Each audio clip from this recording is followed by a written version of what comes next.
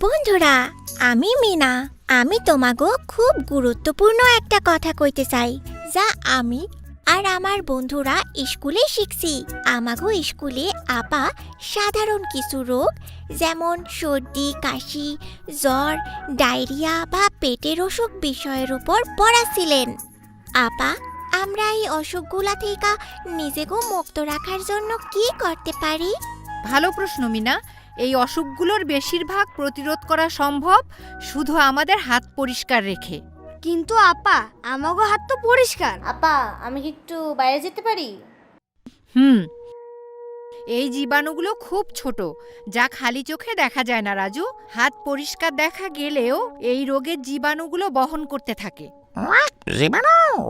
আর এজন্যই সঠিকভাবে হাত পরিষ্কার রাখা খুবই গুরুত্বপূর্ণ। এসো বাচ্চারা, তোমাদের দেখাই কিভাবে সঠিকভাবে হাত পরিষ্কার করতে হয়। 2 হাত পানি দিয়ে ভেজাতে হবে, তারপরে সাবান দিয়ে ঘষে কমপক্ষে 20 সেকেন্ড পরিষ্কার করতে হবে।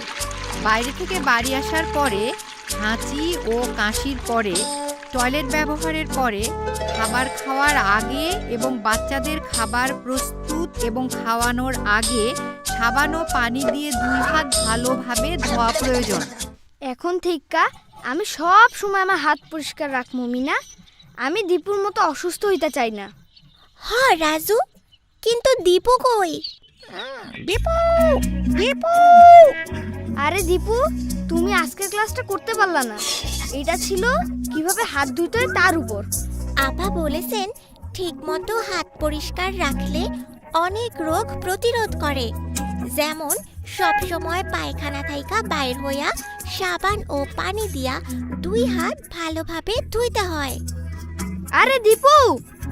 না দীপু না, বালতিতে হাত ডুবায়ো না, পানি দিয়া 2 হাত ভিজাও।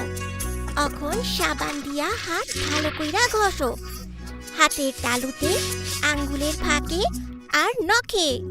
আর ভালো হয় যদি তুমি নখগুলো কাইটা ফেলো। ঠিক আছে, ঠিক আছে। এগুলো কি আমার পেটের ব্যথার অসুখ বন্ধ করতে পারবো? হ্যাঁ, যদি তুমি নিয়মিত হাত পরিষ্কার রাখো, তোমার ঘন ঘন এই ধরনের অসুখ হইব না। কিন্তু ভালো হইব যদি তুমি এখন স্বাস্থ্য কেন্দ্রে যাও।